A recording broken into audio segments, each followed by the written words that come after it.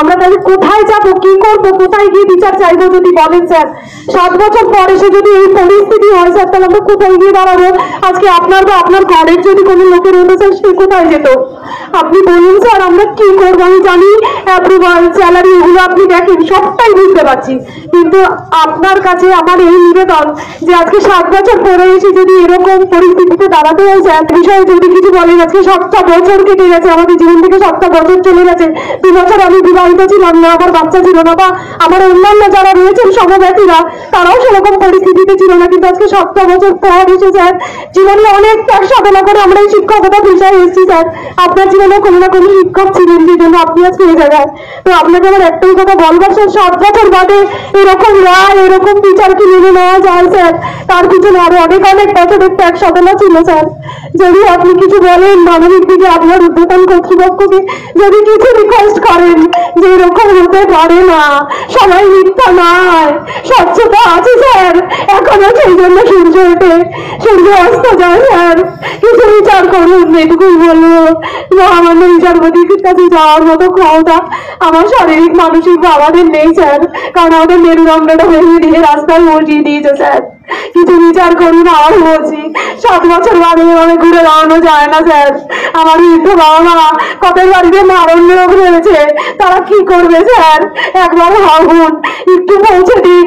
এমন অবস্থায় এরকম ভাবে সেলফ অ্যাটাস্টেড ডকুমেন্টস কালেক্ট করবেন না স্যার, কাটা ভাই মিলে চিঠা দিবেন না স্যার, ডক্টর যে কবে সরে জানি না স্যার, প্লিজ কিছু ব্যবস্থা করুন স্যার। আমাদের কথা একটু ভাবুন।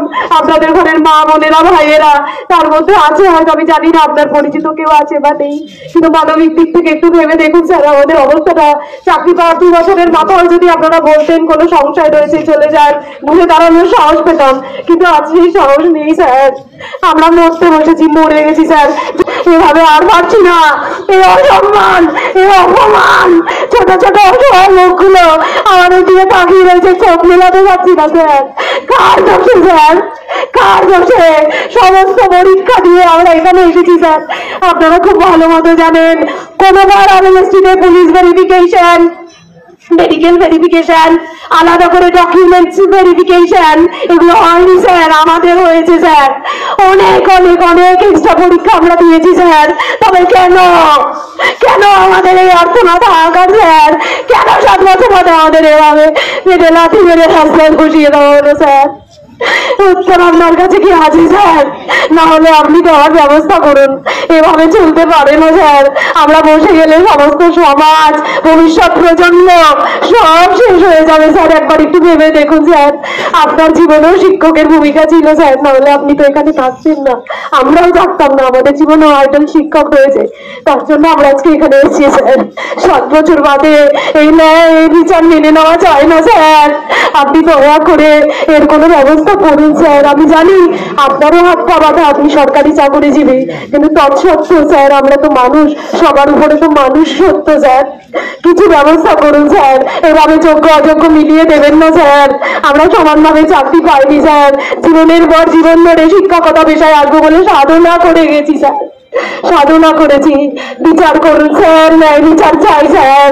কিছু ব্যবস্থা করুন স্যার।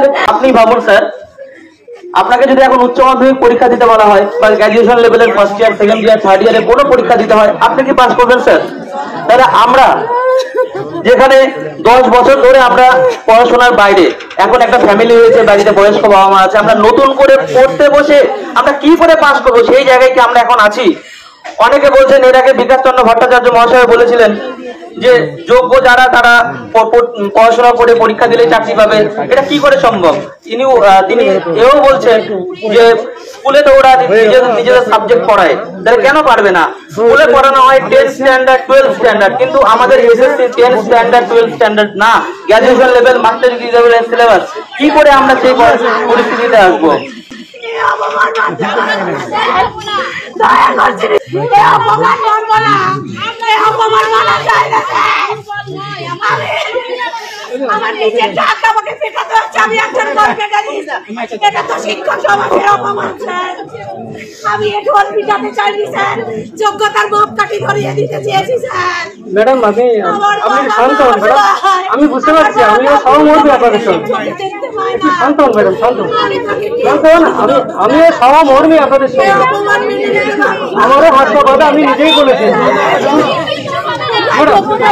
একটু শান্ত হন ম্যাডাম, একটু শান্ত হন। আমিও বুঝতে পারছি যে ঘটনাটা সারা পশ্চিমবঙ্গে ঘটে গেছে, এটা আমিও সহমর্মী সহব্যাধী আপনাদের সঙ্গে, কিন্তু আমারও হাত পা বাঁধা। আপনি